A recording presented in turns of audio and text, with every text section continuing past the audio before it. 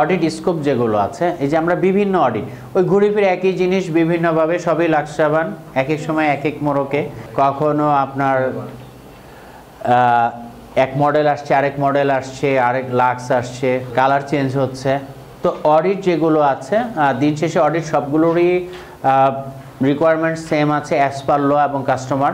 সর্বপ্রথম যেটা আছে সোশ্যাল কমপ্লায়েন্স অডিট। সোশ্যাল কমপ্লায়েন্সের অডিটের মধ্যে হলো আপনার যে জিনিসটা আছে ফ্যাক্টরির যে বেসিক রিকোয়ারমেন্টসগুলো আছে কমপ্লায়েন্স রিলেটেড, মিনিমাম ওয়েজেস ঠিকমতো আছে কি না, তারপরে হ্যারাসমেন্ট ফ্রিডম অফ অ্যাসোসিয়েশন আছে কি না, সবই লেবার লর যা আছে। এই যতগুলো অডিট আছে সবগুলোরও কিন্তু আপনার লেবার ল আছে। আপনার সিকিউরিটি সিস্টেম সেটারও লেবার ল আছে, বাংলাদেশ লেবার লতে সেগুলো কিন্তু ক্লিয়ার বলে দেওয়া আছে, সাইবার অ্যাক্টে কিন্তু সেগুলো ক্লিয়ার বলে দেওয়া আছে। তারপর আপনার যেটা আছে আপনার ফুড বলেন যাই বলেন না কেন সবগুলি কিন্তু আমার লোকাল লতে যেটা বিএনবিসি আছে, বাংলাদেশ ন্যাশনাল বিল্ডিং কোডের যেটা আছে সেটার মধ্যে কিন্তু অনেক কিছু আছে। ইলেকট্রিক কীভাবে থাকবে, একটা অর্গানাইজেশন কী থাকতে হবে, এটার রিকোয়ারমেন্টস কী আছে, স্টেয়ার কত হবে, কয়টা বাথরুম থাকতে হবে, কতজনের জন্য মেডিকেল সেন্টার থাকতে হবে, সাউন্ড পলিউশন আছে কিনা, সবই আছে। ওটা হলো পরিবেশের জন্য, সাউন্ড পলিউশন যেটা এটা হলো পরিবেশ অ্যাক্টের জন্য। তাহলে সোশ্যাল কমপ্লায়েন্স অডিট। তারপর আসতেছে আমার কোয়ালিটি, যে প্রোডাক্টগুলো হচ্ছে সেই প্রোডাক্টগুলো আপ টু দ্য মার্কে আছে কিনা বা যেভাবে হওয়ার কথা ছিল সেই মেজারমেন্ট অনুযায়ী আছে কিনা সেই জিনিসগুলো। তারপরে আসতেছে এনভায়রনমেন্টাল অডিট, সিকিউরিটি অডিট। দেন আসতেছে ইয়ে হলো আপনার সিটিপেট বা জিএসবি অডিট আছে। জিএসবি আর সিটিপেট একই, সিটিপেট হলো আমেরিকান বায়ারদের জন্য আর জিএসবি হলো গ্লোবাল সিকিউরিটি ভেরিফিকেশন, এটা গ্লোবালি সবার জন্যই। স্ট্রাকচারাল অডিট আছে, ইলেকট্রিক্যাল অডিট আছে, ফায়ার অ্যান্ড সেফটি অডিট আছে এবং আরেকটা অডিট যে সমস্ত ব্র্যান্ডগুলো আছে সেই ব্র্যান্ডগুলো থেকে ইদানিং হচ্ছে সেটা হলো গুড ম্যানুফ্যাকচারিং প্র্যাকটিস অডিট। আপনি যেই প্রোডাক্ট ডেভেলপ করছেন সেই প্রোডাক্টের যে গুণগত মান যেটা আছে সেটা আপনি ধরে রাখতে পারছেন কিনা। দেখা গেলো যে আপনি একবার কোয়ালিটিতে বেস্ট হয়েছেন, প্রোডাক্ট ঠিকমতো দিতে পারছেন, যা আপনি কাটছেন সে অনুযায়ী আপনার প্রোডাক্ট আসছে, আবার দেখলেন যে না আপনার প্রোডাক্ট যা করছেন সব ভুল করছেন, ভুল হয়ে যাচ্ছে। ফর এক্সাম্পল একজন এক্সপার্ট অপারেটর কাজ করতেছে, সে যদি চলে যায় তাহলে কি নতুন আরেকজন বসবে, সেখানে কিছু প্রবলেম আসবে, সেখানে কাজ করতে গেলে সমস্যা হবে, সেখানে আপনার এই গুড প্র্যাকটিসটা থাকবে না, কারণ প্রোডাক্টের কোয়ালিটি তখন গুণগত মান কমে যাবে। তাহলে এই ছিল আমার অডিট স্কোপ।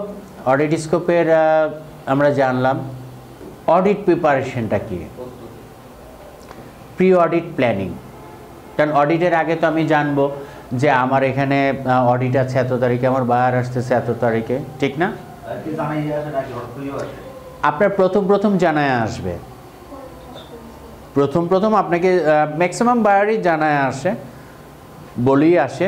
কিছু বায়ার মাঝে মাঝে আপনার ওই যে ম্যানেজমেন্ট সিস্টেম আছে না, ম্যানেজমেন্ট সিস্টেম চেক করার জন্য ওরা এসে দেখে যে না আপনি আসলেই ভালো কিনা, ওরা আবার মাঝে মাঝে না বলেও আসে, তাও বলে দেয় যে আগামী এত তারিখের মধ্যে আমরা আসবো, ওরা বলে দেয়। উইন্ডো পিরিয়ড দেয়, উইন্ডো পিরিয়ড 15 দিনের থাকে, 1 মাসের থাকে, 3 মাসেরও থাকে। আবার কখনো বলে যায় যে তোমার ফ্যাক্টরিতে কিন্তু যে কোনো সময় আমরা আনঅ্যানাউন্স অডিটে আসবো, ওরা বলে দেয় যে আমরা আনঅ্যানাউন্স আসবো। ওদের সিওসির মধ্যে কিন্তু সেগুলো ক্লিয়ার করা থাকে, ওরা কিভাবে এনশিওর করবে। কারণ আপনি দেখা যাচ্ছে ফর এক্সাম্পল আমরা নর্মালি কী করি, আমরা যখন গেস্ট আসে তখন আমার বাসার ডেকোরেশনটা কিন্তু চেঞ্জ করে ফেলি, ঠিক না? নর্মালি কি সেটা করি? কখনই করি না, কারণ আমার সোফার মধ্যে সমস্ত কাপড় চোপড় পরে থাকে, আমার টিভি রিমোট কোথায় থাকে, শু সেলফ আর টিভি একসঙ্গে সব রিমোট থাকে। বাট যখন আমার বাসায় গেস্ট আসে তখন কি আমি সেভাবে রাখি? কাজেই ফ্যাক্টরিতে কিন্তু আমরা ঠিক সেম কাজগুলো করি, যে যখন বায়ার আসে তখন আমরা আইলস যেগুলো আছে এগুলো পরিষ্কার করে রাখি, আর যখন বায়ার চলে যায় তখন আইলসের মধ্যে বসে বসে সুতা কাটি, ঠিক না? আইলসের মধ্যে বসে বসে সুতা কাটি কেন করি?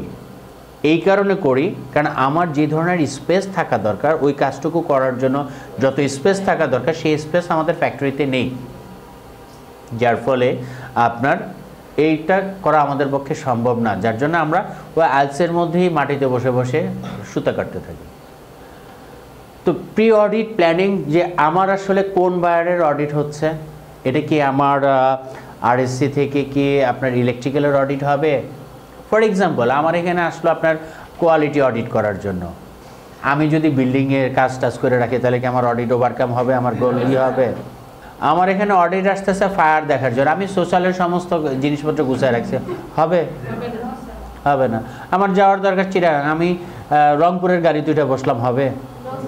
তাহলে এই জিনিসগুলো আমাকে একটা প্ল্যানিংয়ে থাকতে হবে যে আমার আসলে কোন অডিটটা আসছে, আমি কোন অডিটের জন্য প্রিপারেশন নেব।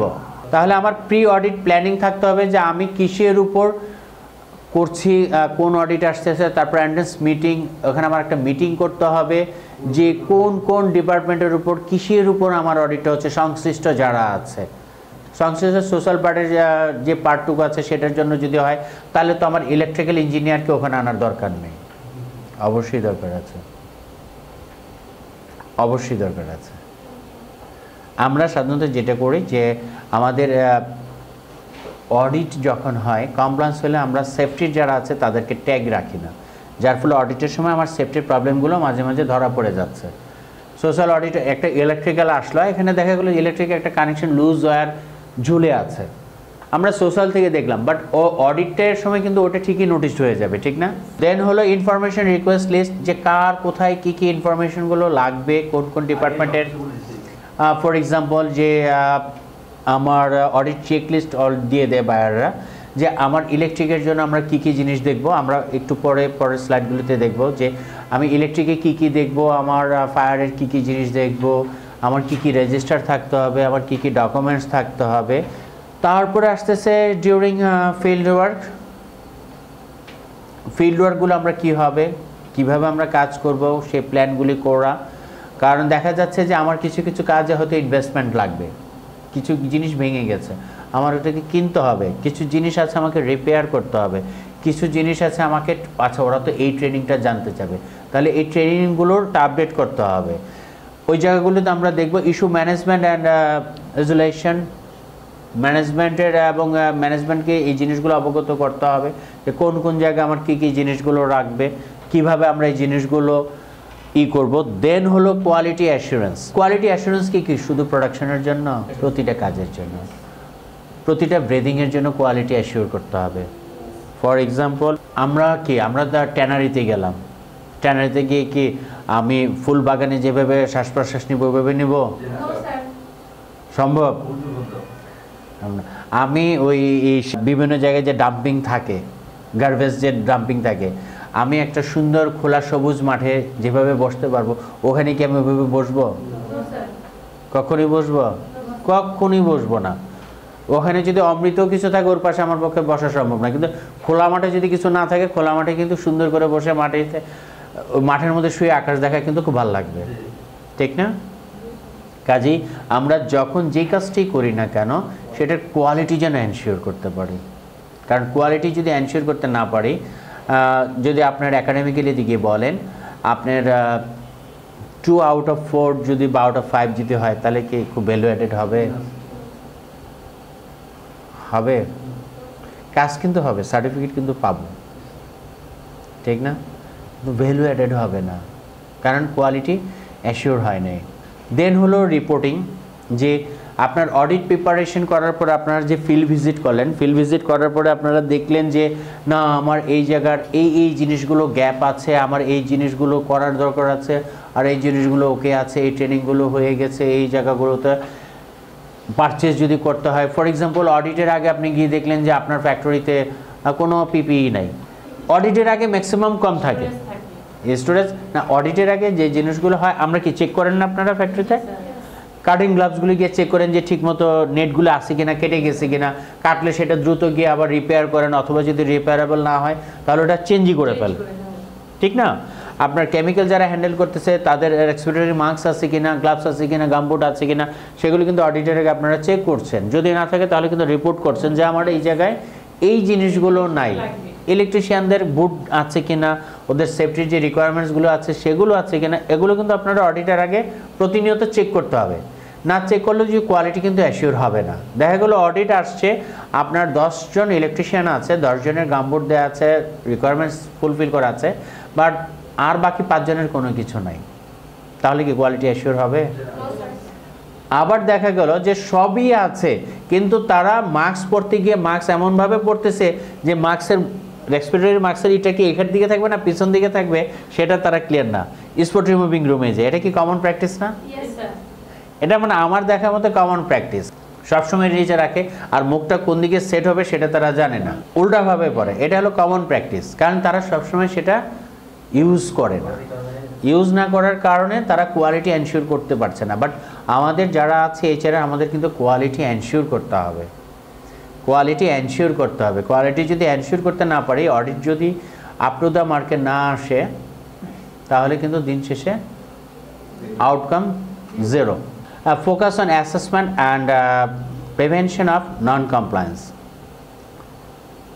নন কমপ্লায়েন্সের যে এরিয়াগুলোতে আছে সেই এরিয়াগুলোতে আমাদের ফোকাস দিতে হবে, সেটা আমার পার্সোনাল ডেভেলপমেন্টের জন্য হোক বা অর্গানাইজেশনাল ডেভেলপমেন্টের হোক। Identify the root cause that create a problem at your factory and remediate it. আমরা সাধারণত বারবার বলি যে আমি তো পরিশ্রম করছি, কেন সাকসেস আসছে না, আমি এত কাজ করছি দিন শেষে কোনো আউটকাম আসছে না, আমি কেন লিডারশিপ নিতে পারছি না, আমি কেন ওনার হতে পারছি না। ভ্যারাইটিস কিন্তু ফ্রাস্ট্রেশন আমাদের মধ্যে কাজ করে না? সবাই পারছে, আমি কেন পারছি না, কেন আমাকে দ্বারা হচ্ছে না, না আমাকে দিয়ে হবে না, এটা আমার ভাগ্য না। আমরা সবসময় কিন্তু ভাগ্যকে লাককে দোষারোপ করি। এটা হচ্ছে ডান হাত বাম হাত পকেটে রেখে আমরা সবসময় অজুহাত খুঁজি, এই জন্য এটা হয় না, ওই জন্য ওইটা হয় না, এই কারণে মনে হয় ওইটা হয়নি। বাট আমরা যদি রুট কজ অ্যানালাইসিস করি যে কেন হয়নি, 5W দিয়ে যদি আমরা কোশ্চেন করি, হয়তো পরবর্তী সেশনে আপনাদের সঙ্গে সেগুলো কমপ্লায়েন্স নিয়ে যখন আমরা ডিটেলস ডিসকাশনে যাব, সেখানে রুট কজ অ্যানালাইসিস নিয়ে ডিটেলস একটা সেশনই আছে। তো আপনাকে ওই জায়গাগুলোতে রুট কজ করতে হবে যে কেন হয় না। ফর এক্সাম্পল আপনি নর্মালি আসেন, খুব ক্রিটিক্যালি চিন্তা করতে হবে না, চিন্তা করতে হবে একদম খুব সাদাভাবে প্লেনভাবে। আপনি যখন কোনো কিছু অ্যাসেসমেন্ট করবেন খুব সাদা চোখে দেখার চেষ্টা করবেন। ফর এক্সাম্পল যে আমার এটা হয় নাই কেন, আমার সকালবেলা মনে হয় উঠতে দেরি হয়ে গেছে, আমি ঠিকমতো ক্লাসটা ধরতে পারিনি, কেন আমি 20 মিনিট লেট। আপনি রুট কজ অ্যানালাইসিস করেন, আপনি পেয়ে যাবেন কেন আপনি এটা করতে পারেন নাই, কেন আপনি আপনার অডিট এটা ফেল করলো, কেন ফেল করেছে। এটা যে রিকোয়ারমেন্টসগুলো ছিল সেটা আমি ফুলফিল করি নাই, বা রিকোয়ারমেন্টস ছিল সবসময় সব কিছু লাইভ থাকতে হবে, সেটা লাইভ ছিল না। আমার সব কিছু আছে, অডিটের দিন যখন প্ল্যান ট্যুরে গেছে অডিটর, তখন চিৎকার চেঁচামেচি হচ্ছিল, ফ্লোরে যে সেফটি এনশিওর করার কথা ছিল সেই সেফটিগুলো এনশিওর হচ্ছিল না, এই কারণে আমার অডিট ফেল করেছে। তাহলে অডিটটা কেন ফেল করেছে? চিৎকার চেঁচামেচি। কেন চিৎকার চেঁচামেচি? কারণ তাদের লজিস্টিক সাপোর্ট ছিল না, অ্যাসেসরিজ ঠিক মতো ছিল না, অ্যাসেসরিজ আসছে অনেক দেরি করে, সেইগুলো তারা করাতে যেয়ে খুব ওভার প্রেশার, ওয়ার্কারদের ওভার প্রেশার চলে আসছে। ওভার প্রেশার চলে আসার কারণে ওরা ওভারটাইম করতে করতে টায়ার্ড হয়ে যাচ্ছে, দেন ওরা চিৎকার চেঁচামেচি হইচই হচ্ছে। কেন ওভারটাইম বেশি হচ্ছে, কেন ওয়ার্কাররা এক্সাইটেড হয়ে যাচ্ছে, কেন ওয়ার্কাররা কাজ করতে অনীহা হয়ে যাচ্ছে, কেন ওয়ার্কাররা সিক হয়ে যাচ্ছে, এই প্রত্যেকটা জিনিস আমরা রুট কজ অ্যানালাইসিসের মাধ্যমে যদি করতে পারি, সেই প্রবলেমগুলো যদি দূর করতে পারি, দেন আমরা যেটা করতে পারবো, যেটা আমাদের গোল থাকবে, সেটা হলো build strong management system and sustain compliance in your factory. আমাদের একটাই লক্ষ্য থাকবে যে এই সেশনের পরে আমরা যে জিনিসটা করব, যে ম্যানেজমেন্ট সিস্টেমকে আমরা ডেভেলপ করব। আপনার ফ্যাক্টরি আপনার ম্যানেজমেন্ট কথা শুনছে না, আপনি বারবার বলার পরে তারা সাপোর্ট দিচ্ছে না। তো একটা অডিট ফেল করার পর আপনি যখন ম্যানেজমেন্ট আস্ক করবে, আপনি যখন জিজ্ঞাসা করবেন স্যার আমি তো এই রিকুইজিশনগুলো দিয়েছিলাম, আপনারা তো আমাকে এগুলো প্রোডাক্ট দেননি, তাহলে আমি কীভাবে অডিট পাস করব? কারণ একসময় কিন্তু ম্যানেজমেন্ট আপনাদেরকে আস্ক করবেই, কেন আপনারা এই অডিটটা ফেল করেছেন। স্যার আমি এত তারিখে দিয়েছি, এত তারিখে নোটিশ করি, এত তারিখে বলেছি, এত তারিখে স্যার আমি অডিটের আগে মিটিংও করেছি, এই যে আমার মিটিং মিনিটস দেখেন স্যার, আমার এই যে অ্যাটেন্ডেন্স দেখেন, আমি সবাইকে শেয়ার করেছি। দেন তারা কিন্তু তখন নিজেদের ডেভেলপ করার চেষ্টা করবে, কারণ যখন তাদের ঘাড়ে চলে যাবে, যাদের পুরো টিম সাপোর্ট যদি আপনাকে না দেয়, আপনার একার পক্ষে সম্ভব না। সেটাই এখানে বলা আছে লাস্টের পার্টে, build strong management system, strong management system two sustain compliance in your factory. আপনি যখন একের পর তাদের সাপোর্ট বা নন কোঅপারেশনের কারণে যদি আপনি জিনিসগুলো ফেল করতে থাকেন এবং সেটা যদি হাইলাইটেড হতে থাকে, একসময় কিন্তু তারাও রেকটিফাই হবে যে না আমার এই জন্য। দেখা যাচ্ছে যে অডিটের সময় ফ্লোরের যে সুপারভাইজাররা আছে, ঠিক অডিটর যখন যায় তখনই তারা চিৎকার শুরু করে, কেন করে, তখনই কিন্তু চিৎকার করে কেন করে, কারণ ওই যে তাদের ইন্টেনশন কিন্তু ওটা না, তারা জানে লোক রাস্তায় বসে কাজ করবে, সবাই করবে, তারা কিন্তু ওই যে সবসময় যে সাউন্ড জোরে জোরে কথা বলে তাদের ওই প্র্যাকটিসটা রয়েছে। তাদের ইন্টেনশন কিন্তু অডিট ফেল করানো না বা অডিটরের সামনে সেটা করে না। এই অডিট নামছে ফ্লোরে আর সাথে সাথে চিৎকার চেঁচামেচি হাউ কাউ শুরু হয়ে যায়।